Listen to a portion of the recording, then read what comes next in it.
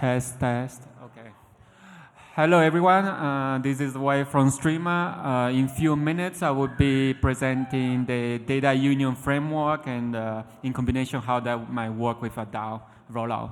So in 2 minutes, 2 minutes. Thank you.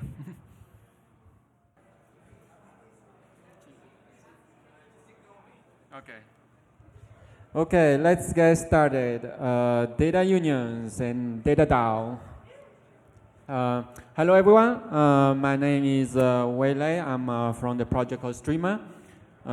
We are building a decentralized peer-to-peer network layer pub-sub method to allow for large data aggregation in real time in a decentralized fashion.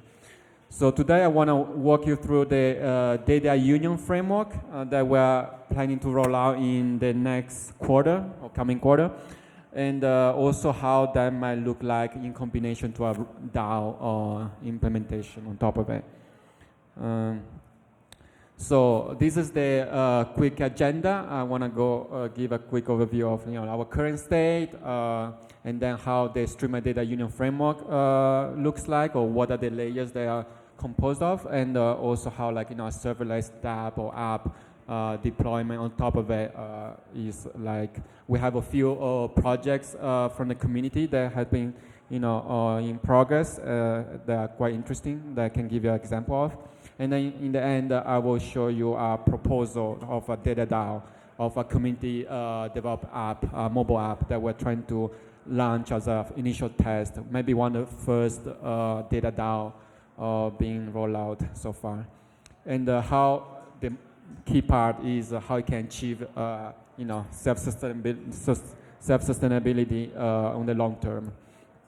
So the following angels, before going to the data unions or DAO part, the first question is why do we need it, right? Do we even need a different way of letting users share their data and more ethical ways to aggregate, and we, as alternative, we can all decide to shut down all our data sharing, just put up walls, but we all know that's a recipe for disaster in terms of innovation for the future. So I'm pretty optimistic about technology in general. So I guess I always start with the mentality that projects usually start with the best intentions, right? You have an issue, you have a problem that you want to solve, or overarching goal that you want to reach, and then you start tinkering. So Google in the early days, we can say it was a pretty good source of innovation and inspiration in many ways. It gave us as a community no small contributions, right? Ranging from the top left corner, you have the Chromium, which the Brave browser is actually built on top of it, and then you have going right, you have on the top DeepMind that demonstrated the actual advancement of the AI, and you have Hadoop, which Google started with their research for large-scale, distributed computing, and then you have Android, which you can say was the only one that actually could break the monopoly of the iOS, Apple, whether you like it or not.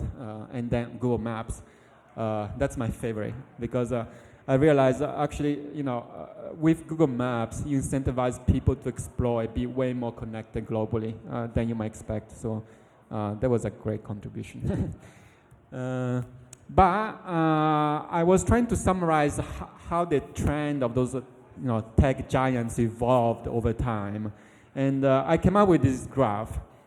And in the graph you see what is called the FANG, the top 5 tech companies in the U.S. Facebook, Amazon, Apple, Netflix, and Google. And then I was trying to summarize how can you summarize in one graph the development or of these companies with all that happened in the latest years. So on the x-axis you have the the product of user space times the market cap, and then on the y-axis you have the ethical balance or measure.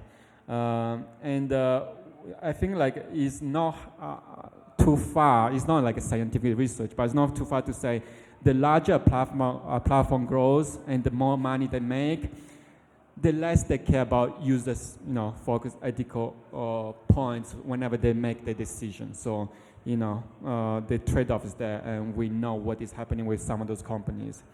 So with that in mind, how the trend is going, the question is, can we do something differently? With all the tools that were developed, all the, a lot of, peer-to-peer solution technologies are not new. So in addition to all the, blockchain, Ethereum, payment solutions, identity, can we do something better? And well, of course, we as Streamr, everybody here hope so. So let's dig into it. But no one does simply build a data union. You don't just wake up one morning and say, like, let's build a data union. I mean, it's a little more complex and, a little more nuanced, I guess, than the initial thought might be. In order to achieve the first release or MVP of a data union that we have in mind, we actually needed the different layers of components to reach a reasonable decentralized or like user-centric focus approach. And the first one is a network. I think after, I guess, like a few decades, we came at least to agreement that if internet was a simple giant internet, a lot of the innovation would have stopped, and we wouldn't see what it would be today. No matter how we dislike it, it's still pretty decentralized in that sense, and semi-permissionless. So we need something like that. We need a neutral, decentralized infrastructure for the data transfer and the exchange, and that cannot come for sure from one of those big tech companies. We also need, once you have this transportation layer of the data and aggregation possibly, you need a discoverability mechanism, and just how Google was able to help people discover information content easily across the globe. We need a mechanism to achieve the same thing with the data sets. And then, therefore, we need something like a marketplace. And last is we need a borderless payment solution, meaning that from day one, we should not restrict our user base or the friction of cross-border payment, because it needs to be global by nature, by default. So going on the network side, Streamr Network is a pub/sub peer-to-peer messaging protocol that allows anyone to deploy applications to stream, like a push and aggregate very large amount of data sets. You could think about if you want to aggregate from few thousand to 100,000 to a million data points, right, from all the users. You cannot achieve it easily with a pure decentralized, consensus protocol. So we have built a Streamr Network, which is an off-chain solution, pub/sub, that takes care of both the data transfer and exchange and aggregation, and also we are planning to roll out the storage. The idea of having a peer-to-peer decentralized, no one can control the data being pushed to it. So no one can take advantage or abuse it in that sense. And then, let's say you have a build application on top of the Streamr Marketplace, like a Streamr Network, and now you need someone to find that product, right? So we have released what is called a Streamr Marketplace, which is just one of many ways product owners or developers could publish their products to make it discoverable. The current implementation of the Streamr Marketplace is meant in a way that no central entity needs to being checked, or at least you don't need to integrate any of the existing centralized platforms for your payment. So it connects to the Ethereum for the payment solution settlement, and all the from data aggregation to data selling and to permission granting, everything is peer-to-peer. Everything can be decentralized. So a developer or application doesn't need to deploy any central server through this whole transition. Nothing stops, of course, because the marketplace and the network, they're decoupled. So nothing stops developers or someone interested in this field to deploy their own version of the marketplace, whether it's for something more niche, something that decentralization decentralized criteria, like extent, or if they need to have like, some KYC, user agreement in terms of like the type of buyers they want to sell their data to, etc. But the key point of data union, or at least like one strong value proposition that we realized when we're doing some focus group study or user journey, was that the revenue sharing model was a very interesting future for users. Meaning that you as a application developer or a platform, you don't only aggregate data in a more user consent fashion, but you also allow users to join and participate in the revenue creation. Therefore, the marketplace actually allows you to push the revenue directly to a smart contract or any DAO, right? Address on Ethereum, in a way that it allows some certain logic to be set for how you want to split your revenue. Of course, we have implemented a solution to handle what is the common micropayment issue. Because from the marketplace point, you might have like a buyer that comes in and says, I'm buying this subscription for this aggregate stream for like $1,000 a month. Very common traditional way of the data subscription. But on the other side, you might have like 100,000 users contributing to that stream. Now your question is like, every time they pay, how are you going to distribute? You can say, I'm going to wait until it reaches a certain amount, but that's extra friction you want to add to the whole decentralized, automated, frictionless, hopefully, flow of data in the payment ecosystem. As I mentioned, imagine like 100,000 or million users, right? That gets very complicated. At Streamr, we roll out a solution, a micropayment solution, you can say, or payment side channel, or Monoplasma, whatever you want to call it, called the Monoplasma. We actually demoed this solution last year on stage at ETHDenver. And what we did with Monoplasma is we took a generic plasma deployment design and removed every type of feature that we don't need in general for our specific use case. So we made a hyper-specific to this one-to-many payment distribution system. So it's very purpose, specific in this case for our, data union revenue sharing. We also made it in a way that simplified the transfer, so it's unidirectional.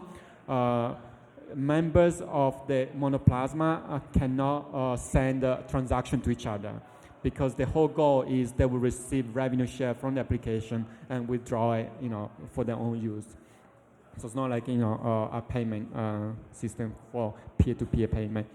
And then like withdraw is the usual. We allow people to withdraw via proof of like Merkle tree root hash, the usual way.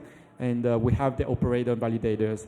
But the interesting, I guess, simplification is in the exit strategy, which is instead of having the exit game, etc., we just impose a freeze period every time a new fund gets sent in, like distributed.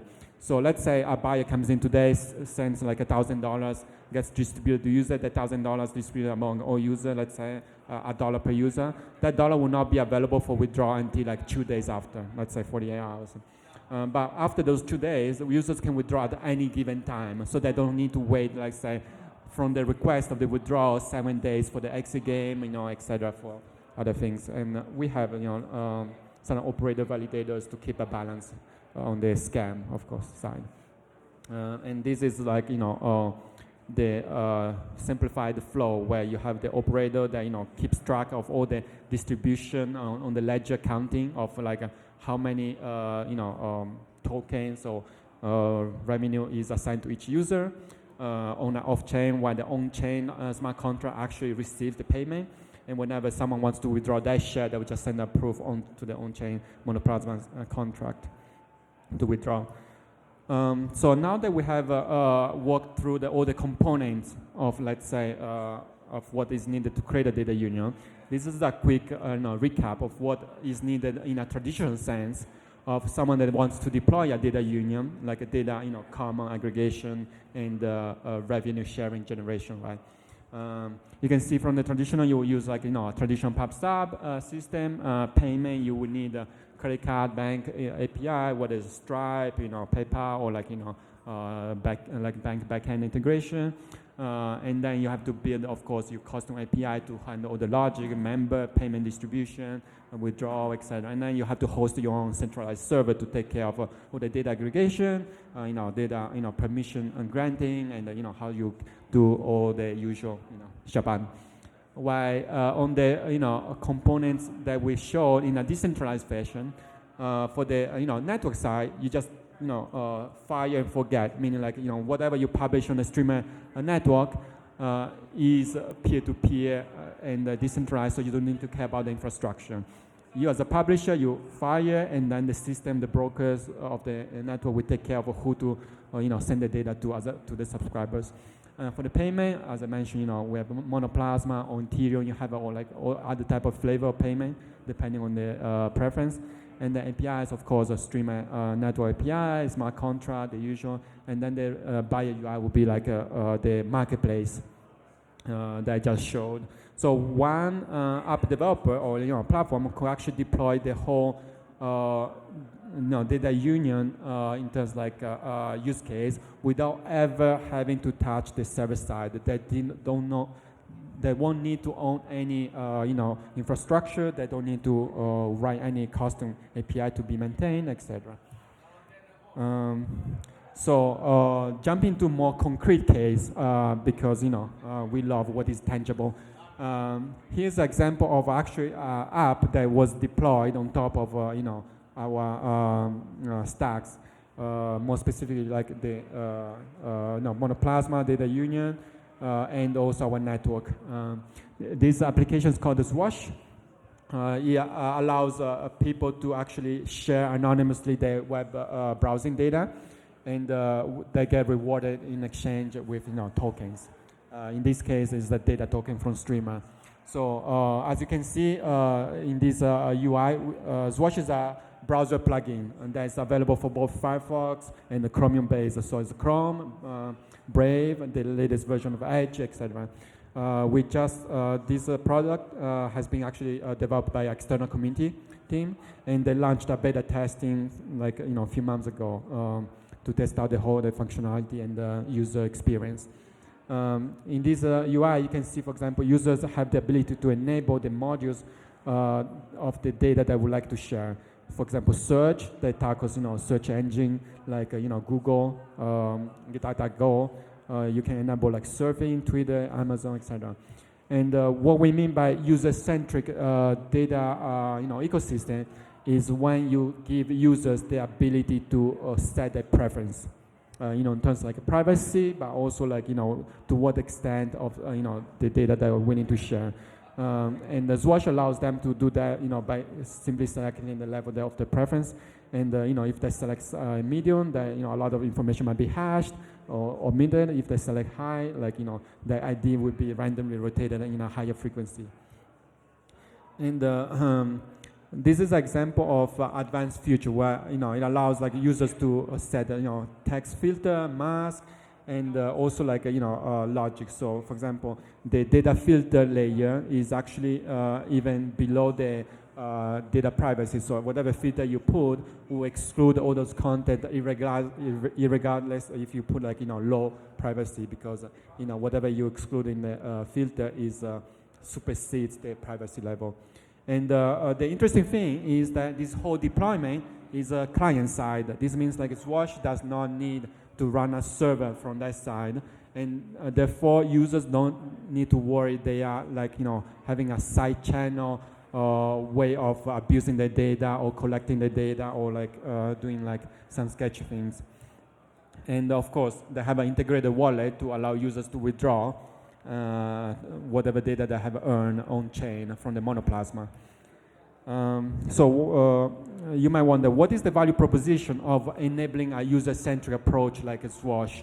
Why go through the trouble of setting up your application, through a decentralized network, set up a payment distribution with like, blockchain system, and maintaining like, high privacy control?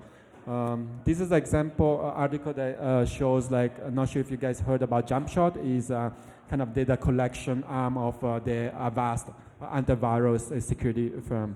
So what they did was, like, through the Avast web browser plugin, or, like, whenever users install the antivirus on their mobile phone, they will collect the browsing data for this user, and then will package, aggregate, anonymize eventually, and then sell it to enterprises. And the interesting part is most of the Avast users didn't know about this, side, let's say, economic branch that Avast had to sell their data. So once it became public, actually Avast had to shut down the company because it was, a huge scandal. So now the question is, that company was generating anywhere between $20 to $30 million a year in terms of, like, data revenue. Can we invent something, or deploy something that's tackles the same value proposition of aggregating browsing data from users, but in a user-centric and opt-in manner, right? This graph outlines, let's say, the whole flow of what we mean by data union, and all the logic, underlying logic. So users will actually leverage Swash to aggregate their data in a user-centric and kind of abuse-resistant way, because Swash simply pushes those aggregate data through the Streamr network, so they don't own those data themselves.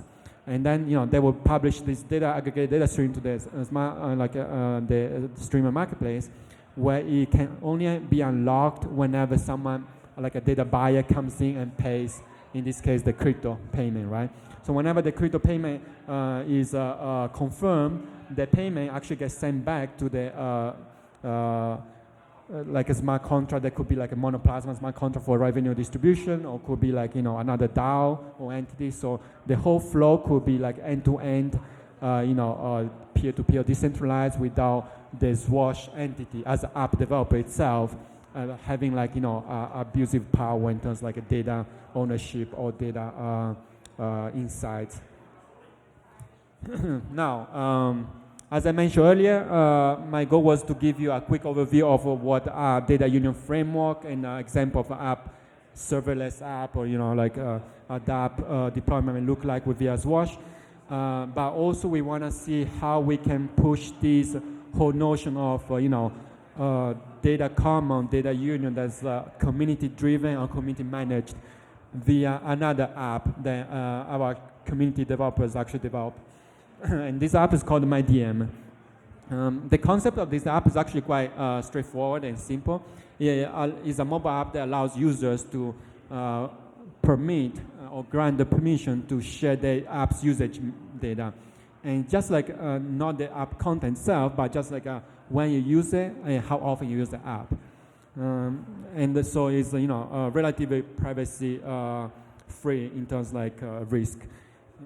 But at the same time, this type of data is quite powerful because you have a whole suite of companies, app developers that would like to know what are the app trends usage, not just like what is the most downloaded, but what is the frequency, what are the hours a day that someone uses the app, what is the sequence, right? For example, if you are an app developer for like a payment, do you want to know, for example, like your app was used before or after another competitor, and if someone uses a competitor after you, doesn't mean like your app actually has some friction, so they're moving away, right?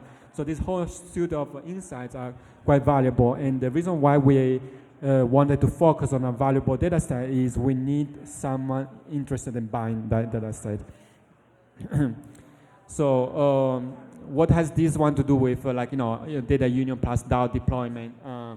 We wanted to deploy, application with a very simple value proposition that doesn't have a need to have DAO and baked in, or the whole story about governance, etc. We just want an app that users understands what is the scope, and the buyer side understand what is the value of the asset being generated. In this case, users share their data about app's usage, and the buyers get insights in an aggregate fashion. On the back end, at the same time, nothing stops us from distributing like a reputation token, right? you can do that without even having the DAO or the reputation token as the sole value proposition. Therefore, like once you can verify that your app has a value by itself without the DAO, then you can make a very interesting, like experiments. For example, in our case, we want to try with rolling out the reputation token distribution in the background as they're using the app and earning the revenue share. And only after we reach a certain size in terms of like adoption, we might be interested in rolling out small bite-sized like experiments with, okay, what would you like, to vote for this feature A or this feature B? What do you think about, this roadmap? Or what do you think about if we donate, certain data assets to like a charity? Start small, and then you can roll out the educational, onboarding process about government. Once like everybody has a certain point of involvement in this whole app ecosystem. So the whole deal is users should come with because the app, the revenue sharing, and then the more ethical way, but should stay for the governance later on.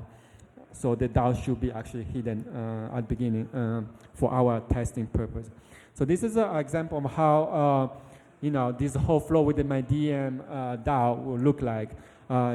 Users actually will manage the DAO, but they don't know actually they have power to manage the DAO at the beginning.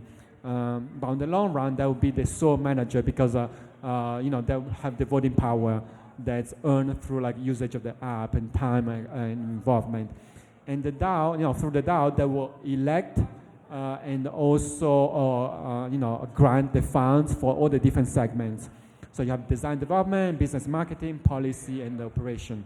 So that the users actually will be voting like who they want to have as the admins for each of those tracks through the reputation token they earn by using the app that they didn't even know they were earning on the early stage. And then each of those let's say departments can have the subgroups where they actually break down the specific more like detailed tasks. So one example why we were talking to DAO Stack was for the high level admin election and the fund proposal. Well, we actually were thinking about using the Acme.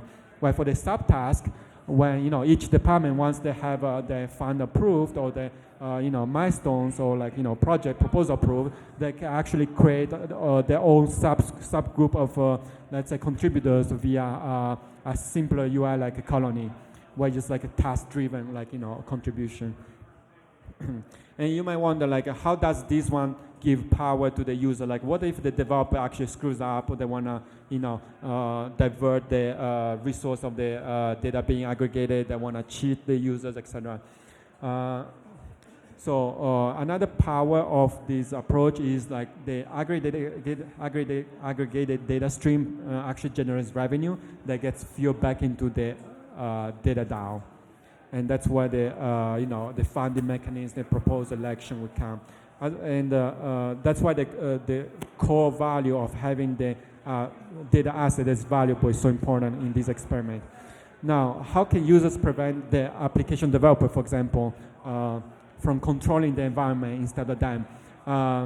Because Streamr, is a decentralized network, peer-to-peer. Actually, the aggregate stream being pushed is actually owned by the entity that could be very well a DAO, which means users can control a DAO that owns the asset of those aggregate data.